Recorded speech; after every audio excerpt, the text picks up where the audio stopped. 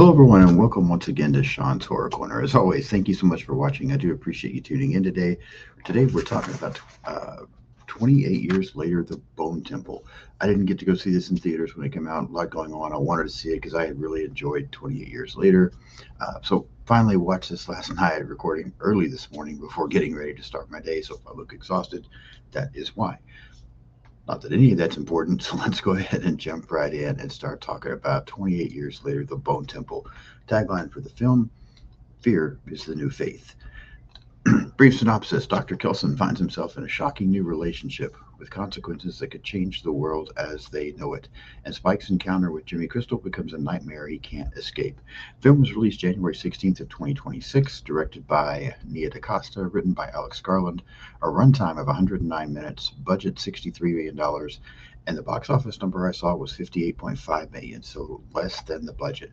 I had heard this movie did not do well at the box office. I did not realize it performed this poorly. Yeah, just not a good run for this one.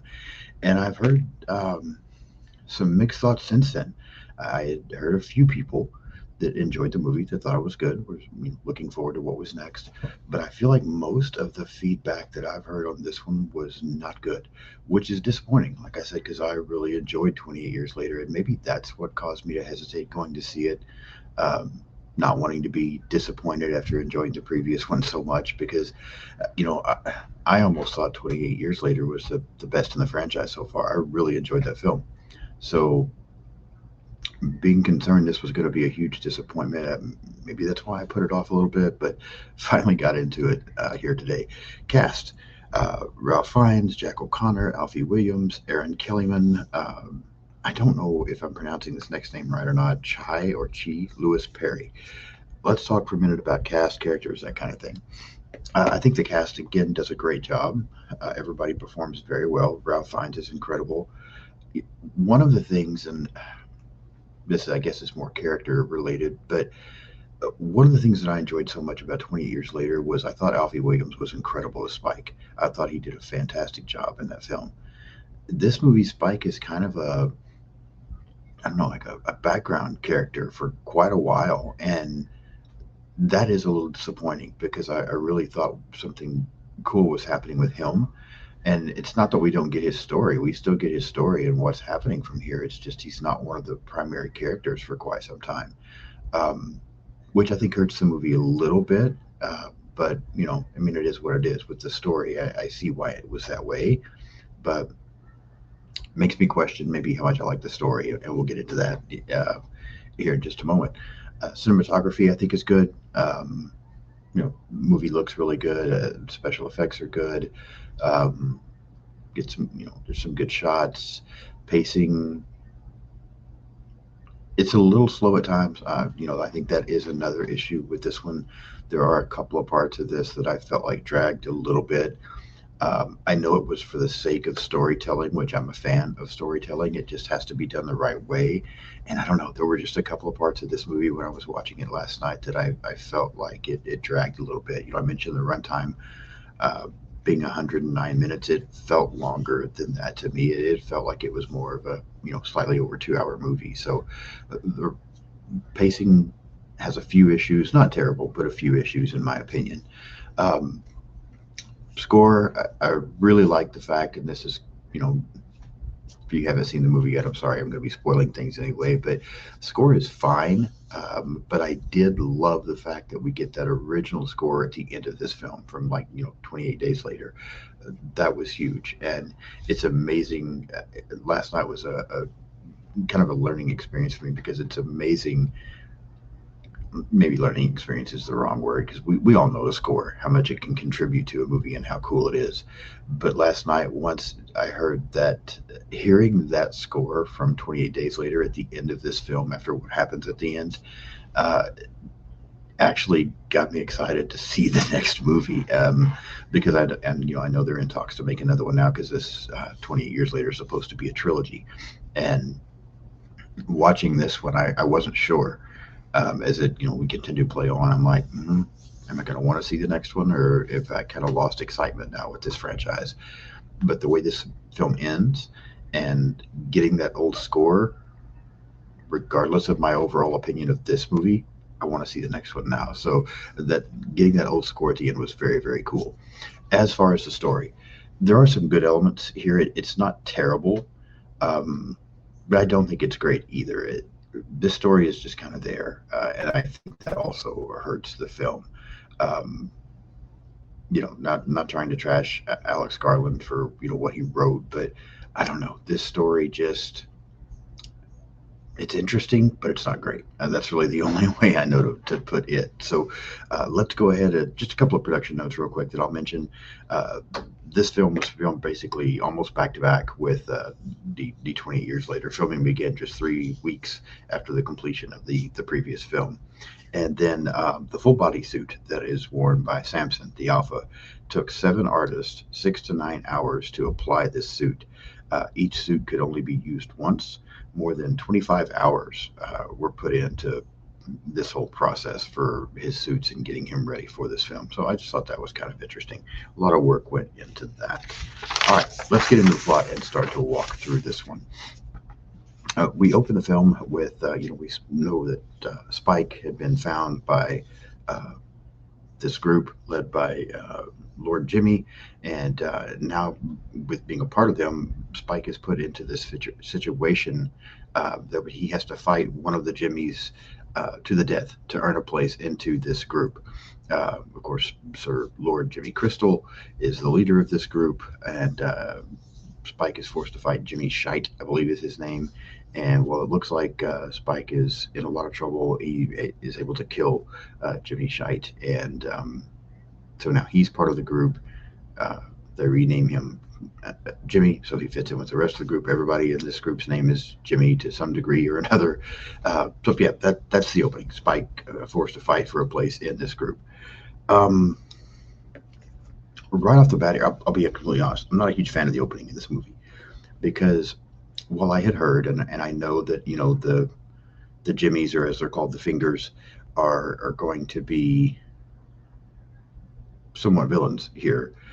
I also just thought we jumped right in with this. I talk about story and pacing issues, but I almost wish we would have gotten a little bit more leading up to this because we just jumped right in with this fight. And at the end of the previous film, we had seen this group show up and save Spike in Kill Bill fashion with their suits and just the way things were done. Yeah, yeah, we don't need to discuss that again. But to go from that, they show up and save him, and looks like that he's found a group to be a part of, to immediately throwing in without anything in between at all, of where he's having to now fight to the death to stay in this group. And yeah, I don't know. It just I'm like, okay, that's how we're starting. Like, I appreciate the fact that the movie's just jumping right in to a degree to get us started here and see what we're at and what we're going to be facing going forward. But at the same time, I just would have liked a little bit of something to get from when they saved him to where we are now. Um, yeah, I mean, it is what it is, but just wasn't a huge fan of the opening of the movie. From there, we see a man who's being chased by a horde of the zombies, uh, and the Alpha, Samson, ends up killing this guy. We then cut to Dr. Kelson, and we see Samson returning to Kelson's area. Kelson again shooting him with this blowgun a couple of times, which seems to sedate Samson. And Dr. Kelson is beginning to think that the morphine that he has, that he shoots through this blowgun, um, that Samson is becoming addicted to this, and so Kelson's really kind of experimenting with this. We also see that he's continuing to work on building up his bone temple. A few, later, we see Samson returning again, but this time he doesn't even, the first time he shows up, it looks like he's going to attack Dr. Kelson until he shoots him a couple of times with this blowgun. This time, Samson doesn't even try to attack. Kelson talks to him a little bit. He gives him more morphine, and then we get an odd scene of kind of a sedated Samson standing there and Dr. Kelson dancing around him. And we can see that Kelson's trying to form a friendship here with Samson, and, thinks he might be onto something as far as figuring things out. Um, this is fine. This all plays out fine. Samson's a big talking point from the first film, big being keyword. But, it's fine. It's interesting to see that Kelson is on something here with trying to figure things out with this virus and with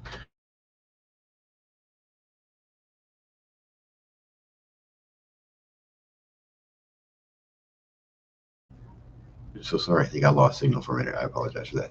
Um, yeah, so it's interesting to see what's going on here. But yeah, again, fine, interesting, but still not really mind blown or thinking this is great. And at this point in the film, I was thinking a little bit, okay, this is a lot different than the last film. I really enjoyed the previous movie because I felt like there was a lot of good action. I felt like the storytelling was fantastic. And I felt like, I got plugged in and really invested pretty quick. This one I'm watching here in the early stages of the movie, and I'm just like, okay, this is okay, but this isn't really what I don't know. It just wasn't what I hoped for. So I could see the disappointment from other people, and kind of see why this movie not looked at very highly. Um, from there, we get to another group of survivors who are running from the zombies. One of them gets killed and turns. The others end up escaping and get back to a farm. But as they arrive at the farm, they realize that the Fingers have also arrived there and have kind of taken over. Um, they're eating and kind of forcing these people to serve them. And Lord Jimmy orders his group to capture these people who are inhabiting this farm.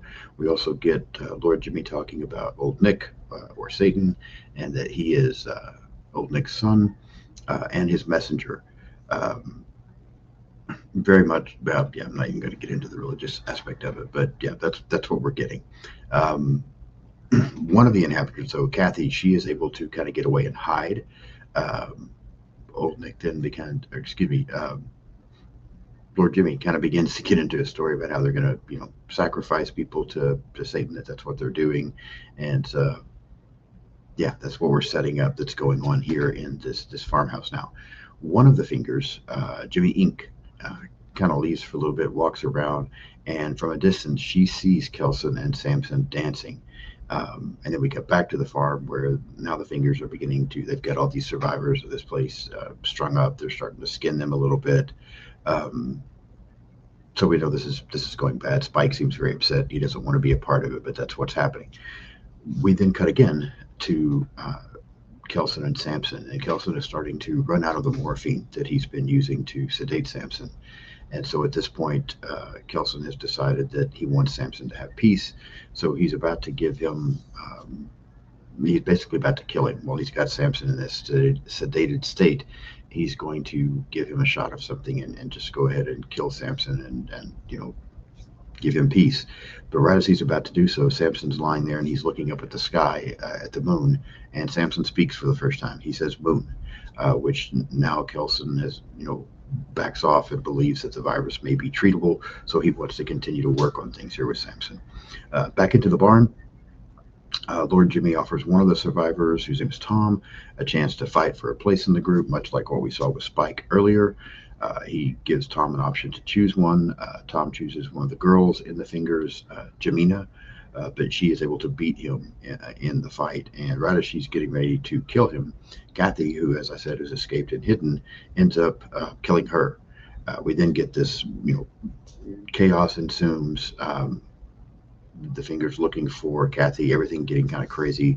Tom is able to set the barn on fire before he is killed to try to kill the Fingers. He does end up killing one of them, I believe. As the rest of them escape outside, they see Kathy running away. Lord Jimmy orders Spike to go get Kathy and bring her back. He catches her, but rather than kill her, asks her if he can go with her. To which she doesn't trust him. She ends up, hitting him, and then she takes off again. When Spike returns without her, Lord Jimmy wants to sacrifice Spike and kill him for not, following orders. But Jimmy Ink, who has seen Kelson and Samson, believes that Jimmy Ink might be Old Nick, and uh, convinces um, Jimmy Ink convinces Lord Jimmy that they need to go visit Old Nick and see what he says about things. And while Lord Jimmy seems a little off by this, he agrees that this is what they will do. We then get one more cut back to Samson, who is starting to look more normal. I mean, he's still obviously messed up, but his eyes are starting to look more normal. He's starting to act more normal. And so we get that Kelson is onto something here. A lot I just went over. Let me stop and talk about some of this for a minute. So, the scene where the Jimmies take over this farmhouse and everything that goes on in there with the, uh, kind of playing games with them to a certain degree, letting him know he's going to sacrifice them, and then his group skinning them, and everything that ensues here. It's all fine. There's some good action here. We really get to see even more so how evil Lord Jimmy is. Um, this is all fine. The movie picks up here with some action, but again, I don't know. I guess for the story, it's necessary. But I talked at the beginning about I would like to see more of Spike's story, or more. I don't know, more with Spike being a forefront, because really here we just see Spike kind of hiding and scared and concerned about all of this, and then of course he does have the small issue there. But I don't know. It just wasn't really. I was trying to get fully invested in this movie, and I just really wasn't. I was struggling with it a little bit. Not that it was bad, it just wasn't great. And so I was very middle of the road still at this point in the film. And as far as what's going on with Kelson and Samson, um, interesting again for the story. But even that, I'm like, okay, we're halfway through, maybe a little over halfway through this movie now, and I still don't just it's just okay. Like that's really where I was at with a lot of what was happening here in this film. Is it's just okay. Um, a few interesting things, but again, just not really doing for me what the previous film had done. So I was really on the fence at this point in this movie. Um, from here, we cut to the Jimmies, the figures, going and watching Kelson from a distance, and then finally Lord Jimmy approaches him. We get some interesting conversation, I think, a little bit between Lord Jimmy and Kelson here. We almost see at one point like they're forming a bond. At the same time, we see Jimmy Ink and Spike talking about things. We find out that Jimmy Ink is starting to doubt Lord Jimmy a little bit. Um,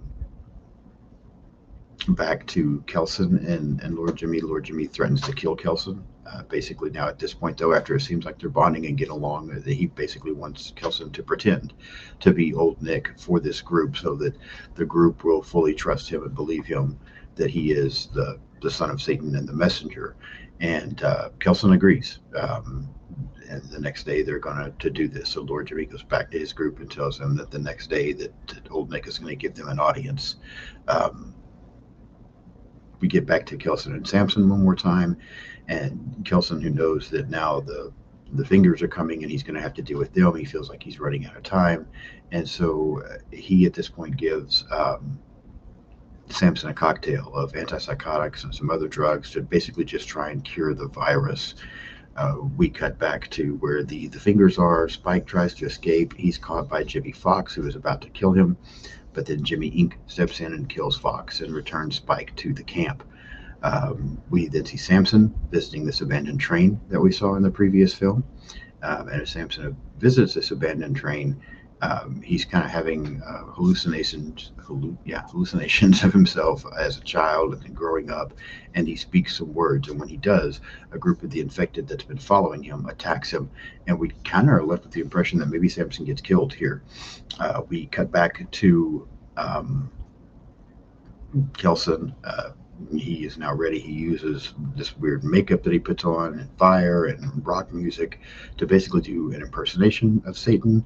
But while doing so, exposes the gang to a bunch of like hallucinogenics to, I guess, start to try to mess with their minds as well. Um, in the process of all of this, though, Kelson recognizes Spike, and when he does, with all of the group now believing that he is Satan, he orders the fingers to crucify Lord Jimmy. Lord Jimmy then, ends up stabbing Kelson.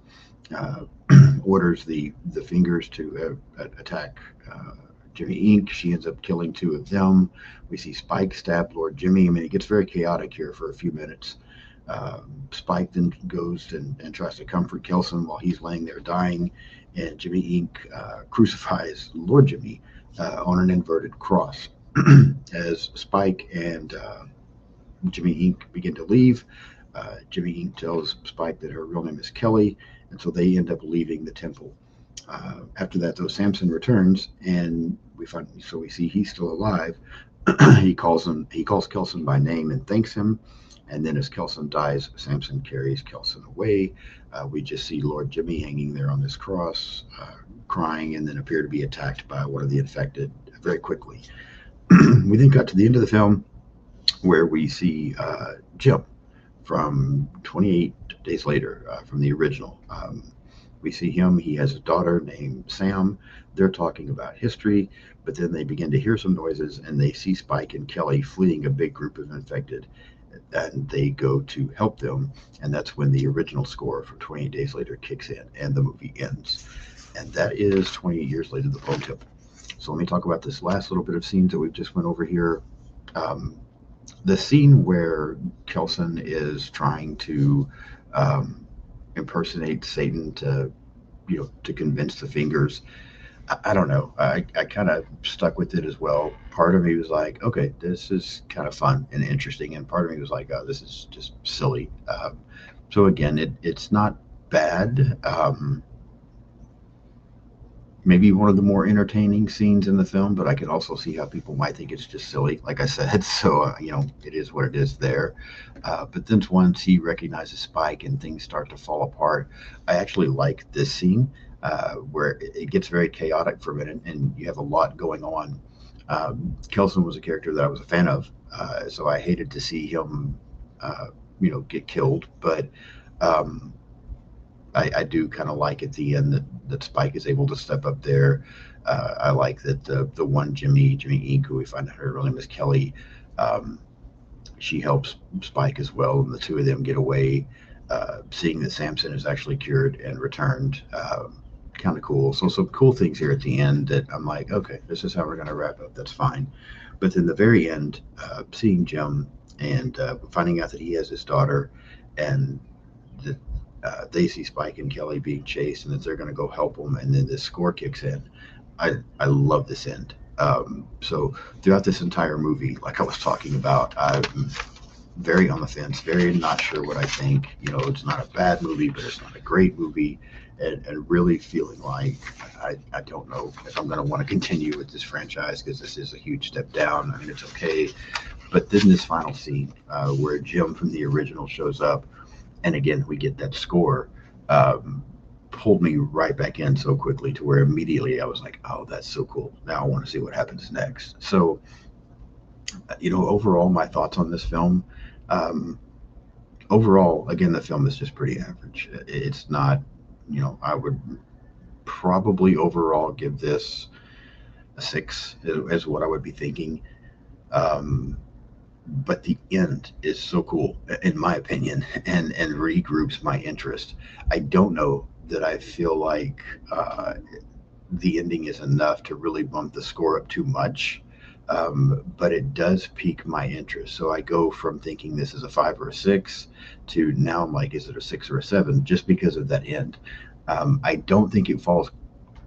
I don't think it hits a 7. It's a little better than a 6.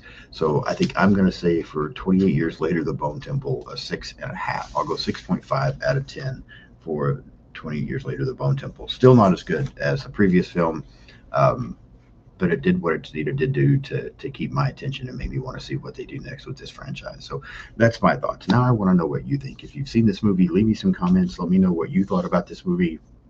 Agree with me, disagree. I love hearing I love the interaction, and I love hearing what other people think about these movies as well, because we all have a right to our own opinion, and it's interesting sometimes to get what other people's takes are on things that may have seen it differently than you do. But I do want to know what you think about the end as well. So leave me some comments today and let me know what you think about about 28 years later.